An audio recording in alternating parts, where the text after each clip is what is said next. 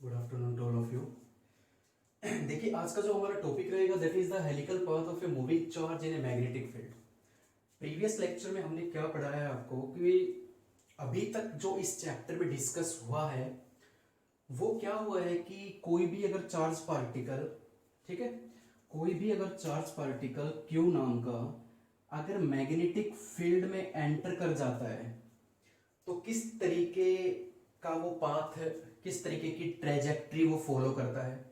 ठीक है, तो हमने अभी तक ये पढ़ा है कि जैसे ही कोई मूविंग चार्ज, ये कैसा चार्ज है, moving charge enter in a magnetic field they experience a force, और वो फोर्स कितनी कितनी बताई थी हमने, दैट इज, या फिर कह लो इसको QVB साइन थीटा। ठीक है, इतना क्लियर है, ये हम कर चुके हैं पहले कि अगर कोई भी मूविंग चार्ज मैग्नेटिक फील्ड में एंटर करता है तो उसके ऊपर फोर्स कितनी लगेगी, QVB साइन थीटा। और ये फोर्स क्या करेगी, उस चीज का क्या अफेक्ट पड़ेगा इस फोर्स का। तो वहां पे हमने 2 या 3 इंपॉर्टेंट केस पढ़े थे। पहला केस ये था कि अगर कोई भी जैसे मैग्नेटिक फील्ड के अलोंग अगर चार्ज पार्टिकल जाता है तो इसके ऊपर फोर्स कितनी लगती है, 0, क्योंकि यहां पर एंगल कितना बन रहा है, 0 डिग्री। और 0 डिग्री यहां पे मैं पुट करूंगा तो साइन 0 0, फोर्स कितनी आएगी, 0। एंटी पैरेलल में भी ऐसा ही होता है, अगर मैग्नेटिक फील्ड इस तरफ जा रही है और हमारा चार्ज पार्टिकल इस तरफ मूव कर रहा है, एंगल यहाँ पे 180 का बन रहा था और साइन 180 भी 0 होता है तो फोर्स भी 0 आई थी। तो मैंने आपको बताया था कि अगर कोई भी चार्ज पार्टिकल मैग्नेटिक फील्ड के अलोंग या मैग्नेटिक फील्ड के अपोजिट डायरेक्शन में मूव करता है तो उसके ऊपर फोर्स कितनी लगेगी, 0। ठीक है, कोई अफेक्ट नहीं पड़ता। बट अगर, जब मैंने ये बताया आपको कि कोई भी अगर चार्ज पार्टिकल मैग्नेटिक फील्ड के परपेंडिकुलर डायरेक्शन में मूव कर रहा है तो एंगल कितना बनता है, 90 डिग्री। और when angle is 90 degree then force is maximum, force exert है मैक्सिमम वैल्यू। देखिए साइन 90 यहाँ पे 1 होता है, F is equal to QVB। ठीक है, तो इस केस में चार्ज पार्टिकल के ऊपर जो फोर्स लगेगी वो किस तरीके से इसको मूव करवाएगी। तो हमने देखा था कि ट्रेजेक्ट्री सर्कुलर शेप में बनती है इसकी। ठीक है, तो ये प्रीवियस लेक्चर का ही रिकॉल करवाया है मैंने अभी कुछ। ठीक है, जब 0 डिग्री का एंगल बनता है, जब 180 डिग्री का एंगल बनता है तो फोर्स का कोई इफेक्ट नहीं पड़ता, और जब 90 डिग्री का एंगल बनता है तो चार्ज पार्टिकल सर्कुलर पाथ में ट्रेवल करने लग जाता है।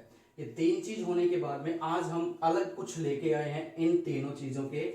है तो वो भी एक स्पेशल केस, बट एक अलग एक नया टॉपिक बनकर आया है यहाँ पे कि मान लीजिए ये 90 डिग्री था, ये 0 डिग्री था और ये हमारा 180 डिग्री। अब मैं कुछ अलग केस कर रहा हूं। मान लीजिए अगर मैग्नेटिक फील्ड में charge particle, this is magnetic field, uniform magnetic field, if charge particle move with velocity v, ठीक है, ना तो 0 डिग्री है, ना 180 डिग्री, ना 90 डिग्री है, एनी आर्बिट्रेरी एंगल, कोई भी आर्बिट्रेरी एंगल अगर मैग्नेटिक फील्ड के साथ चार्ज पार्टिकल बनाता है तो उसके ऊपर उसका क्या अफेक्ट पड़ने वाला है।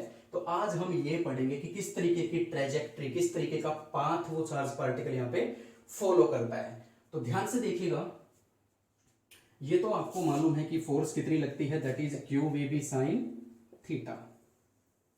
ठीक है, लेकिन यहां इस केस में हम किसकी हेल्प लेंगे, तो देखिए साफ तौर पे मालूम चल रहा है, यहां पे मैं रिजोल्व करूंगा वेलोसिटी को इनटू 2 रेक्टेंगुलर कंपोनेंट में।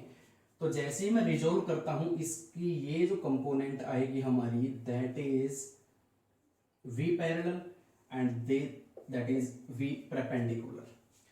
Make an angle theta with the magnetic field. ठीक है, अगर V वेलोसिटी मैग्नेटिक फील्ड के साथ थीटा डिग्री का एंगल बनाती है तो हम क्या करेंगे, वेलोसिटी को 2 रेक्टेंगुलर कंपोनेंट्स में मैंने इनको रिजोल्व किया है। तो यहाँ पे क्या देखने को मिल रहा है कि पैरेलल कंपोनेंट किस में टूटेगा, V cos theta and perpendicular V sin theta. Clear है।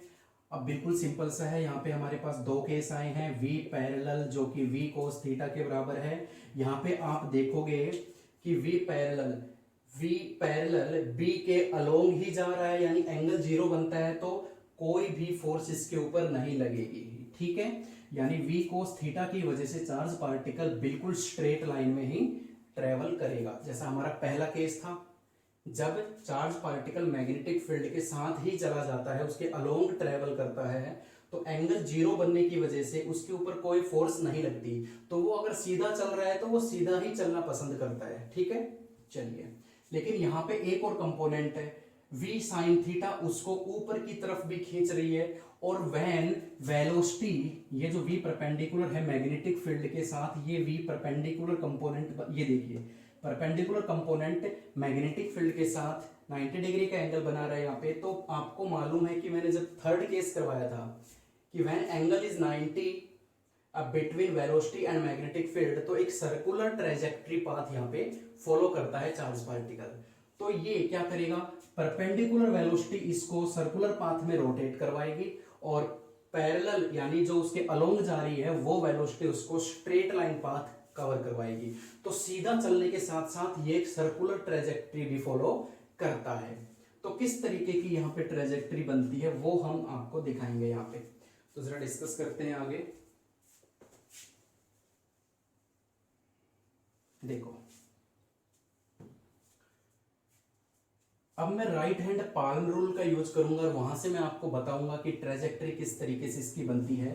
राइट हैंड पाल्म रूल में मैंने आपको क्या बताया था, जो हमारी राइट हैंड की फिंगर्स होती है वो मैग्नेटिक फील्ड की डायरेक्शंस को शो करेगी, थंब जो होगा वो वेलोसिटी ऑफ चार्ज पार्टिकल को रिप्रेजेंट करेगा, और जो पाल्म होगी, the direction of palm give the direction of force, ठीक है। तो चलिए, यहाँ पे चार्ज पार्टिकल ऊपर की तरफ जा रहा है, यानी ध्यान से देखिए, मैग्नेटिक फील्ड इस तरफ जा रही है, थंब ऊपर, यानी मैग्नेटिक, ये जो चार्ज पार्टिकल है ऊपर की तरफ जाना चाह रहा है v sin थीटा वेलोसिटी के साथ। तो फोर्स किधर लग रही है, अंदर की तरफ। देखिए, जब ये चार्ज पार्टिकल ऊपर की तरफ ऐसे जा रहा है तो फोर्स इधर की तरफ लग रही है, तो ये ऐसे मुड़ जाएगा, ठीक है। अब जरा ये देखिए, ऐसे जा रहा था, फोर्स लगी अंदर की तरफ, ऐसे मुड़ गया। अब यहाँ पे देखिए, मैग्नेटिक फील्ड तो उधर है लेकिन चार्ज पार्टिकल इधर मुड़ गया, थंब ऐसे अंदर, और मैग्नेटिक फील्ड ऐसे, तो फोर्स नीचे की तरफ लगेगी। तो सीधे जाने की बजाय ये नीचे की तरफ ऐसे मुड़ जाएगा। अब फोर्स देखिए, अब वेलोसिटी नीचे की तरफ है, मैग्नेटिक फील्ड उधर की तरफ, अब फोर्स इधर लगेगी, तो नीचे जाने की बजाय ये इधर मुड़ जाएगा, ठीक है। अब इस तरफ अगर इस चार्ज पार्टिकल मूव कर रहा है, मैग्नेटिक फील्ड उस तरफ है, अब फोर्स ऊपर की तरफ लग रही है, तो ये ऊपर की तरफ लगेगा। तो किस तरीके का सर्कुलर पाथ ये ट्रेवल कर रहा है, इस तरीके का, ऊपर जाएगा, ऐसे मुड़ेगा, नीचे आएगा, ऐसे। तो इस वेलोसिटी की वजह से तो इसकी डायरेक्शन ये होगी सर्कुलर पाथ, क्योंकि परपेंडिकुलर है तो सर्कुलर पाथ ही ट्रेजेक्टरी फॉलो करेगा, और v परपेंडिकुलर पैरेलल है वो इसको सीधा भी चलाएगा। तो ऐसे घूमता घूमता ये आगे की तरफ बढ़ता चलेगा, ऐसे घूमता घूमता ये आगे की तरफ भी बढ़ता जाएगा और सर्कुलर पाथ में ट्रेवल भी करता जाएगा। तो लाइक दिस आगे भी बढ़ता जा रहा है, और इस तरीके से ये इस अपनी ट्रेजेक्टरी बनाएगा। तो बड़ा ही सिंपल सा ये टॉपिक है। किस तरीके से पूछा जाता है, अगर 0 डिग्री, 180 डिग्री, 90 डिग्री, यहां क्या है, फोर्स 0, ठीक है, स्ट्रेट लाइन फॉलो करेगा, यहां भी फोर्स 0, स्ट्रेट लाइन फॉलो करेगा, यहां पे फोर्स क्या है, मैक्सिमम, सर्कुलर ट्रेजेक्टरी आएगी। लेकिन अगर ये दोनों ही मिल जाएं, तो अगर ये दोनों ही मिल जाएं जिसमें एंगल 0 भी बनता हो और एंगल परपेंडिकुलर भी बनता हो, क्योंकि वेलोसिटी को जब मैंने दो रेक्टेंगुलर कंपोनेंट में तोड़ा तो पैरेलल में तो एंगल 0 बन रहा है और परपेंडिकुलर में एंगल 90। जब ये दोनों स्ट्रेट लाइन और सर्कुलर पाथ आपस में मिलेंगे तो एक हेलिकल पाथ हमें देखने को यहाँ पे मिलता है, ठीक है। डायरेक्शन आप रिप्रेजेंट कर सकते हो with the help of right hand palm rule से, क्लियर। तो अब ये तो हो गया हमारी थ्योरेटिकल पोर्शन। अब हम यहाँ पे, अब देखो सर्कुलर पाथ है, जब वो ट्रेवल कर रहा है तो सिंपल सी बात है, उसका रेडियस होगा, उसका कुछ टाइम पीरियड होगा, और यहाँ पे एक नया पैरामीटर आता है पिच। तो हम इन तीनों का फॉर्मूला यहाँ पे डेराइव करेंगे फटाफट, ठीक है। तो उसके बारे में हम और पढ़ लेते हैं।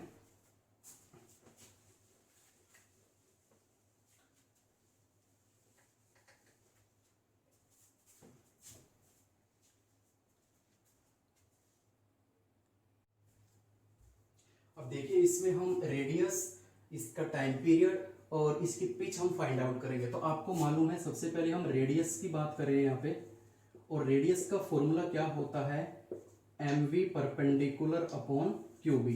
ये हम कर चुके हैं प्रीवियस लेक्चर में। सर्कुलर पाथ जब रोटेट करता है, कोई भी चार्ज पार्टिकल सर्कुलर पाथ में ट्रेवल करता है, तो उसका रेडियस का फॉर्मूला क्या बन के आता है, mv अपॉन qb। ठीक है, ओके। लेकिन कौन सी वो वेलोसिटी है, v cos थीटा है या v sin थीटा है जो उसको सर्कुलर पाथ में ट्रेवल करवा रही है? तो जो परपेंडिकुलर है वही उसका सर्कुलर पाथ में ट्रेवल करवा रही है, तो वेलोसिटी क्या होगी इसकी, m v परपेंडिकुलर क्या है, v sin theta upon qb। तो आप डायरेक्ट भी याद कर सकते हो और इसको मैं प्रूफ भी करवा दूंगा अभी आपको। ठीक है, आप डायरेक्ट भी याद कर सकते हो और इसको प्रूफ भी करवा देते हैं। देखिए मैंने आपको बताया था कि जब भी कोई चार्ज पार्टिकल सर्कुलर पाथ में ऐसे रोटेट करेगा, ठीक है, जिसने ये वीडियो नहीं देख रखी वो प्रीवियस लेक्चर में जाके इसको डीपली देखिए, कि जब भी कोई चार्ज पार्टिकल सर्कुलर ट्रेवल करेगा तो उसमें एक फोर्स लगती है, फोर्स की वजह से वो सर्कुलर पाथ ट्रेवल करता है, और वो फोर्स होती है सेंट्रीपिटल फोर्स, जो कि सेंटर की तरफ लगती है। तो याद रखना कि यहाँ पे जो मैग्नेटिक फोर्स लग रही है वो सेंट्रीपिटल फोर्स का ही काम कर रही है, उसी तरीके से उसको एक्ट कर रही है। तो मैग्नेटिक फोर्स क्या होती है, Q V B sine theta, और सेंट्रीपिटल फोर्स क्या होती है, M V square upon R. Clear? तो ज्यादा कुछ नहीं करना। यहाँ पे वेलोसिटी कौन सी है, कौन सी वेलोसिटी सेंट्रीपिटल फोर्स की तरह उसको रोटेट करवा रही है, तो देखिए Q V B sine theta M, V कौन सी आएगी यहाँ पे, V sine theta, V sine theta का स्क्वायर अपॉन आर। तो इसको खोल दीजिए और कैंसिल आउट कर दीजिए, रेडियस आपका आ जाएगा यहाँ पे। देखिए क्या किस तरीके से निकल कर आता है, that is Q V B sine theta is equal to M V square sine square theta upon R. ठीक है, तो साइन से साइन कैंसिल आउट हो गया, एक वी से एक वी कैंसिल आउट हो गया। हमें आर की वैल्यू चाहिए यहाँ पे, ये कैपिटल आर हम ले लेते हैं यहाँ पे। ठीक है, तो आर की वैल्यू क्या आएगी यहाँ पे, M V sine theta upon Q B नीचे आएगा। तो देखिए यही रिजल्ट और ये रिजल्ट दोनों सेम आए। तो इस तरीके से आप इसको प्रूव भी कर सकते हैं, जैसे हमने प्रीवियस लेक्चर में निकाला था, उसी फॉर्मूले की हेल्प से हमने ये रेडियस यहाँ पे निकाला। तो ये फॉर्मूला हमेशा याद रखना। ठीक है, चलिए अब हम निकालते हैं टाइम पीरियड। टाइम पीरियड का आपको मालूम है, वैसे तो वेलोसिटी के ऊपर कोई इफेक्ट नहीं पड़ता, ठीक है, क्योंकि टाइम पीरियड के फॉर्मूले में वेलोसिटी का कंपोनेंट आता ही नहीं है। दूसरे नंबर पे आता है हमारा टाइम पीरियड। टाइम पीरियड में क्या होता है, टाइम पीरियड का फॉर्मूला आया था 2 pi M upon Q B. Time period का फॉर्मूला आया था 2 pi M upon Q B. तो इसको किस तरीके से हम करेंगे, ठीक है, मैं इसको प्रूव करवा रहा हूं, किस तरीके से देखेंगे। देखिए टाइम पीरियड का फॉर्मूला क्या होता है, distance upon speed, distance upon speed. Time distance, एक चक्कर उसने पूरा किया, एक सर्कुलर पाथ उसने कवर किया पूरा, तो कितना डिस्टेंस कवर करता है, 2 पाई आर उसका सरकमफेरेंस। और स्पीड, कौन सी स्पीड से वो सर्कुलर पाथ ट्रेवल कर रहा है बच्चों, v sine theta, v sine theta.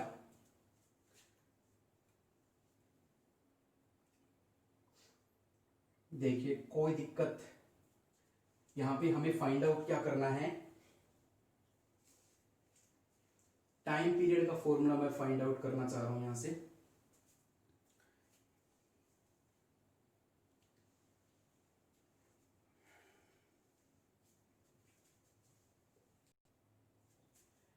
देखिए यहाँ पे अब हम क्या करेंगे, यहाँ पे रेडियस की वैल्यू में पुट करने वाला हूं। रेडियस जो कि हमारा कितना आया था यहाँ पे, 2 पाई आर।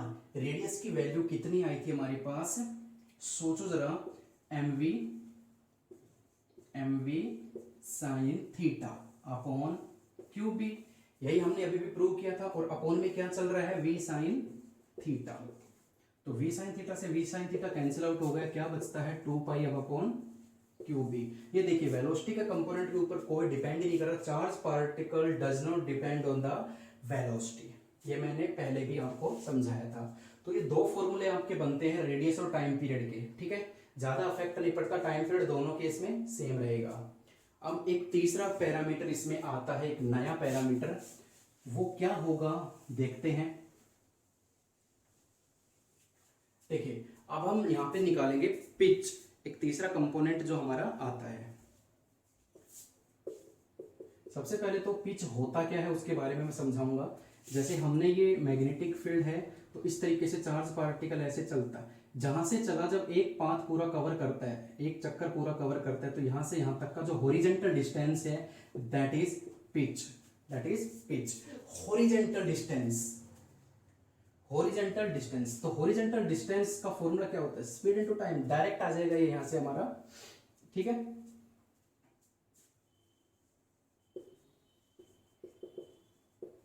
तो यहां पे हमें ज्यादा कुछ नहीं करना। अब देखिए जरा हॉरिजॉन्टल पिच क्या होता है, हॉरिजॉन्टल डिस्टेंस, तो हॉरिजॉन्टल डिस्टेंस में वेलोसिटी कौन सी है, v cos थीटा, यानी v पैरेलल इनटू टाइम।